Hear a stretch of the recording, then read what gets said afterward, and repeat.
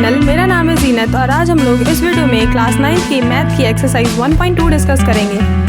तो एक्सरसाइज 1.2 के question number first में हमें ट्रू फॉल्स बताना है। यहाँ पे दिया गया है state whether the following statements are true और फॉल्स, जस्टिफाई योर आंसर। दी गई स्टेटमेंट्स में हमें बताना है कि ये ट्रू है या फॉल्स है और जो भी हम आंसर देंगे उसको जस्टिफाई करना है, यानी हमें उसका रीज़न बताना है कि ये क्यों ट्रू है या क्यों फॉल्स है। तो फर्स्ट क्वेश्चन के फर्स्ट पार्ट में लिखा हुआ है यहाँ पे every irrational number is real number, कि सारे इरेशनल नंबर रियल नंबर होते हैं। बताना है ट्रू है या फॉल्स है। तो इसके लिए आप ये समझिए कि हमारे पास जो हमारे रियल नंबर्स होते हैं, रियल नंबर्स दो तरह के होते हैं। रियल नंबर्स का जब हम क्लासिफिकेशन करते हैं तो दो तरह के होते हैं रियल नंबर्स। एक वो नंबर्स जो रेशनल हैं और एक वो नंबर्स जो इरेशनल हैं। तो अब इन्होंने बोला क्या है कि every irrational number is a real number, तो बिल्कुल सही है कि सारे इरेशनल नंबर्स रियल नंबर्स होंगे, क्योंकि रियल नंबर्स में दो टाइप के रियल नंबर होते हैं, रेशनल और इरेशनल। सारे इरेशनल रियल नंबर है, सारे इरेशनल रियल नंबर है। तो यहाँ पे इसका आंसर हो जाएगा ट्रू, बिकॉज हम यहाँ पे राइट करेंगे कि irrational number is a part of real number.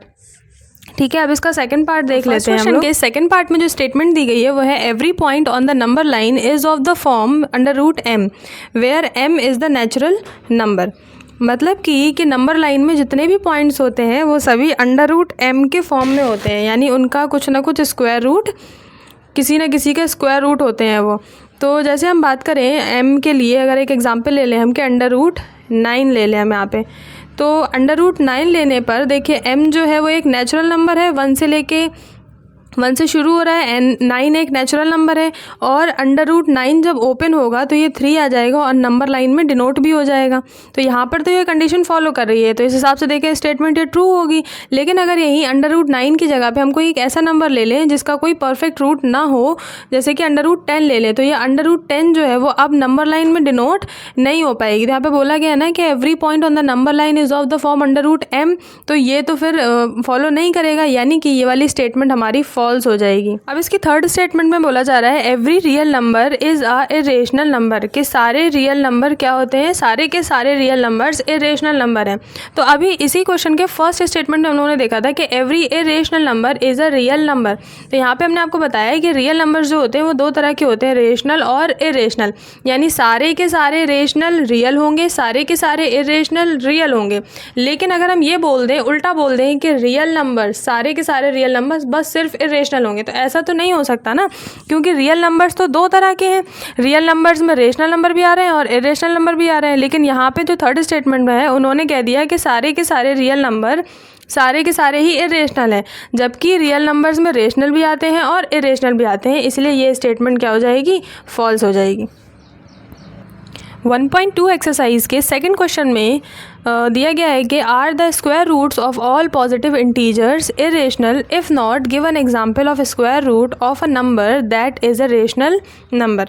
मतलब हमसे पूछा जा रहा है कि क्या सभी के सभी जो पॉजिटिव इंटीजर्स होते हैं उनके स्क्वायर रूट्स जो हैं वो इरेशनल होते हैं, क्या सारे के सारे स्क्वायर रूट्स इरेशनल होते हैं, ये पूछा जा रहा है यस और नो में। फिर बोला गया है इफ़ नॉट, अगर आपका आंसर नॉट में है तो एक एग्जांपल ऐसा दीजिए कि जिसमें स्क्वायर रूट तो हो लेकिन वो एक कैसा नंबर हो, एक रेशनल नंबर हो। तो सबसे पहले हम लेट सपोज कर लेते हैं कि एक परफेक्ट स्क्वायर रूट हमने सपोज कर लिया, जैसे √4 या √9। तो √4 जब ओपन होगा तो कितना आएगा, 2 आ जाएगा, और √3 या √9 जब ओपन होगा तो कितना आ जाएगा, 3 आ जाएगा। और इन्होंने पूछा है कि सभी पॉजिटिव इंटीजर्स के स्क्वायर रूट्स क्या इरेशनल नंबर होते हैं।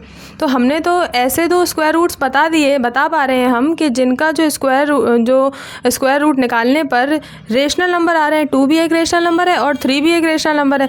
तो इसीलिए हम यहाँ पे आंसर में राइट कर देंगे कि no, the square roots of all positive integers are not irrationals. और इसके लिए हम जो इन्हें एग्जाम्पल देंगे, तो एग्जाम्पल में हम यहाँ पे राइट कर देंगे एग्जाम्पल √4 एंड √9 जो हैं इनके स्क्वायर रूट्स क्या आ रहे हैं, रेशनल नंबर बना रहे हैं। इनके स्क्वायर रूट्स क्या हैं, रेशनल नंबर्स हैं, इसलिए ये जो भी राइट है ये फॉल्स हो जाएगा, नो में जाएगा आंसर कि सभी पॉजिटिव इंटीजर्स के स्क्वायर रूट्स इरेशनल नहीं होते हैं। कुछ के इरेशनल होते हैं और कुछ के रेशनल भी होते हैं। जैसे यहाँ पे अगर हम √7 ले लेते, जैसे यहाँ पे हम अगर √7 को कंसीडर करते तो √7 जो है वो एक इरेशनल नंबर है, वो एक कैसा नंबर है, इरेशनल नंबर है। लेकिन √4 और √9 कैसे हैं, रेशनल नंबर्स हैं। तो दोनों बातें पॉसिबल है, ये नहीं कह सकते कि सिर्फ और सिर्फ इरेशनल ही होंगे। एक्सरसाइज 1.2 के क्वेश्चन नंबर 3 में हमसे नंबर लाइन में रिप्रेजेंट करने को बोला जा रहा है कि show how √5 can be represented on number line, कि √5 को हम नंबर लाइन में कैसे रिप्रेजेंट कर सकते हैं। तो √5 को रिप्रेजेंट करने से पहले हमें √4, √3, √2 को हमें नंबर लाइन में पहले डिनोट करना होगा, उसके बाद ही हम √5 को डिनोट कर पाएंगे। तो सबसे पहले हम √2 को डिनोट करेंगे। तो √2 को डिनोट करने के लिए आपको क्या करना है कि आपने सीधी सीधी एक नंबर लाइन यहाँ पे बना ली। अब नंबर लाइन में यहाँ पे मैंने माना कि ये वाला जो इतनी डिस्टेंस है इसे हमने 1 पे कंसिडर कर लिया, 1 2 +1 +2, और यहाँ पे 0 के इस तरफ -1 और -2। तो आपको 0 से 1 +1 पे एक पॉइंट बनाना है, ठीक है। उसके बाद यहाँ पे एक वर्टिकल लाइन ड्रॉ करनी है। मैं यहाँ पे एक रफ़ डायग्राम बना रही हूँ, आप जब अपनी कॉपी में करेंगे तो आप प्रॉपर स्केल से प्रॉपर मार्किंग के साथ करेंगे। तो यहाँ पे ये 1 सेंटीमीटर है और उतना ही 1 सेंटीमीटर की मैंने एक यहाँ पे वर्टिकल लाइन ड्रॉ की, हम यूँ कहें इस वाली लाइन के परपेंडिकुलर एक लाइन ड्रॉ की जिसकी जो मेजरमेंट है वो कितनी है, 1 है। अब आप देखिए कि यहाँ पे अगर हम इन दोनों को ज्वाइन करा दें, इन दोनों पॉइंट्स को, तो एक ट्राइंगल बन जाएगा। और ट्राइंगल में पाइथागोरन थ्योरम फॉलो होती है। तो यहाँ से यहाँ तक की डिस्टेंस 1 है, यहाँ से यहाँ तक की डिस्टेंस 1 है। अगर आपसे पूछे कि ये डिस्टेंस कितनी होगी, तो ये 90 डिग्री एंगल है, तो ये हाइपोटेनियस हुआ।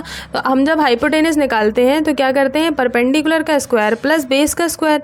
तो परपेंडिकुलर हमारे पास कितना है, 1 है, 1 का स्क्वायर 1 ही होगा, प्लस बेस हमारे पास 1 है, तो 1 और 1 कितना हो जाएगा, 2 हो जाएगा। और जब इसका स्क्वायर हटाएंगे तो यहाँ पे क्या आ जाएगा, √2। यानी पाइथागोरस थ्योरम से ये वाली जो डिस्टेंस है वो कितनी है, √2 है, ठीक है।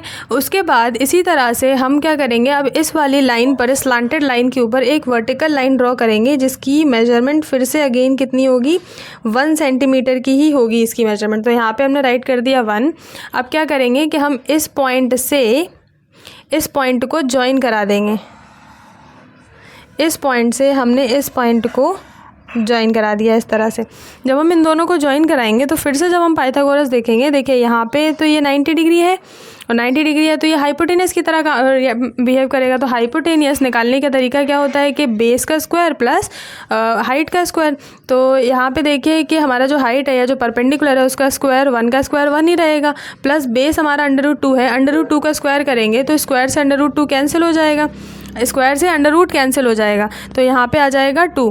तो दोनों को ऐड करेंगे तो 3 हो जाएगा, और ये वाला स्क्वायर हट के यहाँ पे आ जाएगा कितना, √3। यानी ये वाली जो लाइन है ये √3 को डिनोट कर रही है। तो हमने √2 डिनोट कर लिया, √3 डिनोट कर लिया। अब बारी है √4 की। तो √4 के लिए फिर से हमने यहाँ पे एक परपेंडिकुलर ड्रॉ करना है जिसकी जो मेजरमेंट है वो 1 होगी। यहाँ पे भी 1, यहाँ पे भी 1 और यहाँ पे भी 1। अब इसके इस पॉइंट से इस पॉइंट को हमें ज्वाइन कराना है। तो हमने इस पॉइंट से इस पॉइंट को ज्वाइन करा दिया। तो फिर से ये 1 और √3, यानी 1 का स्क्वायर करेंगे 1 प्लस √3 का स्क्वायर करेंगे 3, तो 3 और 1 हो जाएगा 4। और यहाँ पे फाइनली कितना आ जाएगा, √4, क्योंकि हम ये स्क्वायर से यहाँ पे इक्वल के उस तरफ ले जाएंगे तो रूट हो जाएगा। यानी ये आ गया हमारा √4। बस अब हम √4 पे पहुँच गए। अब जो लास्ट हमारा जो हमें डिनोट करना है √5, वो यहाँ से हो जाएगा। अब हमें इस पर एक परपेंडिकुलर ड्रॉ करेंगे जिसकी डिस्टेंस या जिसकी मेजरमेंट कितनी होगी, 1 सेंटीमीटर की होगी। और अब इस पॉइंट से हमें इस ओरिजिनल पॉइंट को, हमें ओरिजिन वाले पॉइंट्स को इससे ज्वाइन करना है। तो जब हम इन दोनों पॉइंट्स को ज्वाइन करेंगे तो 1 और √4 से ये वाला जो हाइपोटेनियस है कितना आ जाएगा, ये आ जाएगा √5। देखिए पहले हम 1 का स्क्वायर करेंगे तो 1 ही आएगा, प्लस √4 का स्क्वायर करेंगे 4 आ जाएगा, दोनों को ऐड करेंगे कितना आ जाएगा 5, और ये वाला स्क्वायर हट के यहाँ पे कितना हो जाएगा, √5 हो जाएगा। तो अंडर रूट 5 यानी ये कितना आ गया, अंडर रूट 5 आ गया। इसी तरह से ये चलता रहेगा और एक स्पाइरल फॉर्म हो जाएगा। यही आपके 4th क्वेश्चन में भी पूछा जा रहा है। इस एक्सरसाइज का जो 4th क्वेश्चन है उसमें आपको स्पाइरल फॉर्म करना है, तो यहीं से आप उसे भी समझ सकते हैं और अपने मन से अब 4th क्वेश्चन भी कर सकते हैं। तो अंडर रूट 5 यहाँ पे हो गया। लेकिन क्वेश्चन क्या था कि हमें नंबर लाइन में डिनोट करना है, लेकिन ये तो नंबर लाइन पे अभी नहीं है। लेट सपोज इसको ओ माना हमने, इस पॉइंट को हम मान ले ए और इस पॉइंट को हम मान लें बी। तो ओ से बी की जो दूरी है वो कितनी है, अंडर रूट 5 को डिनोट कर रही है। तो बस यहाँ से हमें एक कंपास लेना है, इसको मेजर करना है और यहाँ ओरिजिन वाले पॉइंट पर कंपास का पॉइंट रख के एक इस तरह से हम आर्क लगाएंगे। तो हमें जो है हमारा अंडर रूट 5 वाला पॉइंट यहाँ पे कहीं आकर मिल जाएगा। जब हम यहाँ से इसे इस तरह से करेंगे तो यहाँ पे हमें हमारा अंडर रूट 5 मिल जाएगा नंबर लाइन पर, और हमने अंडर रूट 5 को डिनोट कर लिया। यहाँ पे कहीं 3 होगा, 3 और 2 के बीच में, 2 और 3 के बीच में होगा हमारा अंडर रूट 5, क्योंकि अंडर रूट 4 ओपन होता है तो कितना आता है, 2 आता है। तो अभी अंडर रूट 4 अंडर रूट 5 बड़ा है अंडर रूट 5 अंडर रूट 4 से, तो 2 के बाद ही आएगा, यानी 2 और 3 के बीच में कहीं पे ही हमारा अंडर रूट 5 लाई करेगा।